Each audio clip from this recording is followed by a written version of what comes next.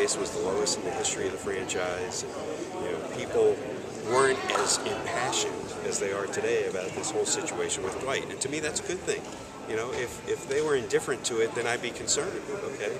So we've really worked hard to rebuild this fan base, and we're going to continue to work hard to put a winning product on the floor, create a great entertaining experience, create value, make the Amway Center the best home, for an NBA team in the NBA, because our fans are the best in the NBA. I've seen them all. I've traveled to all of the buildings, and they should have the confidence that, we've been putting a winning product on the floor and that we're going to continue. Alex, can the $100 million entertainment complex be successful without a marquee NBA superstar? Does this change anything with that? I don't think, this changes anything with what we're considering across the street. This building's going to be here. I'm confident that we're going to have a winning product on the floor, hopefully with Dwight on it. So I don't think that changes anything in relation to how successful that can be. Alex, what was Dwight referring to when he said something happened this summer? I really don't know. I've been in my role for a week, and I haven't asked them that specific question directly. So I think you'd have to ask them directly. Alex, Dwight says there was talk all summer long. Is there concern that there may have been contact at times where it was against league policy to speak with Dwight Howard? No, there's no concern there at all. I'm confident, based on how clear we were with everybody in our organization that we adhere to the rules. What's your thought on just this trend of star players almost handcuffing a team by saying, this is where I want to go, these are the only places you can go? Well, as a small to mid-sized market, obviously you don't like to see that. But I also think that winning organizations, good organizations, great cultures have every opportunity to keep their players, just like a player going to, another organization.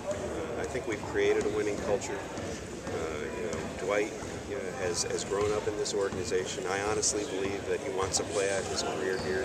He's told me in 2 meetings in the last 3 days that he loves Orlando and he loves our fans, and he doesn't want to walk away from all this. And so, I think that there's an opportunity in this day and age for superstar athletes to carry a city on their shoulders.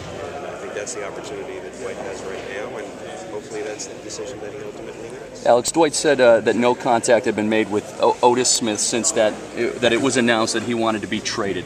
Will you he said that he thinks no matter what happens, he should still be in contact with Otis Smith, regardless of the relationship. Will you encourage Otis to establish contact? Otis will be in contact with Dwight, and that's not going to change. And look, a day or two here or there, Otis has been up in his office trying to work additional pieces, for this organization. So he's got a lot of work to do, besides just watching practice. So they're going to be in contact.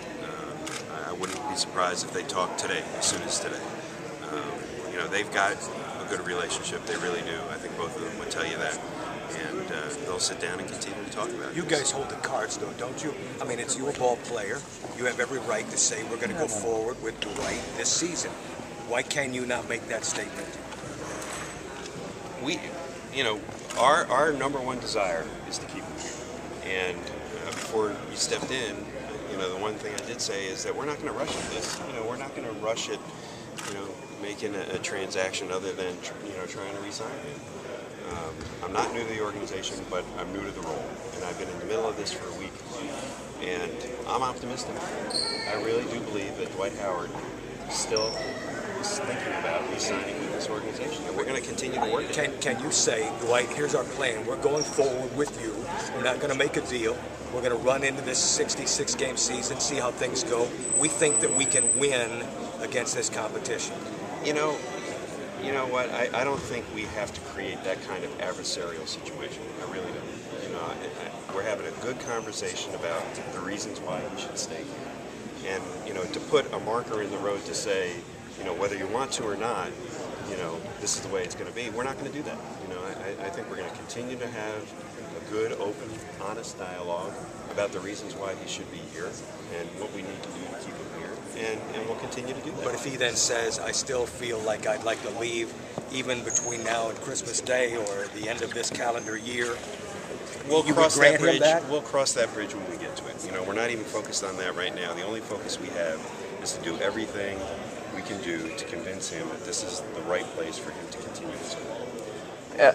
Alex, Dwight said that all of the stuff that he asked for, none of it has happened. I would imagine you would debate that. Well, you know, we've made changes. Look, one of the changes that we were in dialogue about, you know, we're in the process of making right now with Glenn Davis. So, you know, look, it's a conversation. You know, it's not a be-all, end-all.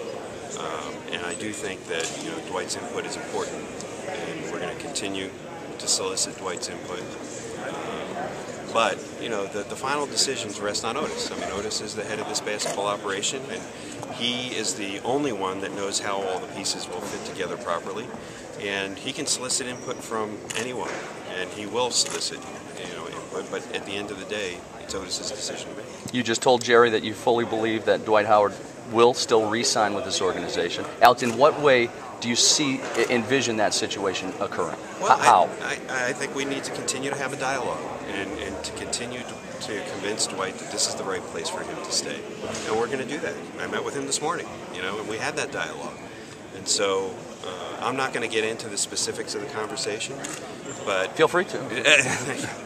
But I honestly, you know, I'm an optimist, but I honestly believe that there's a chance here, and we're going to play it out until we believe that there's no chance at all.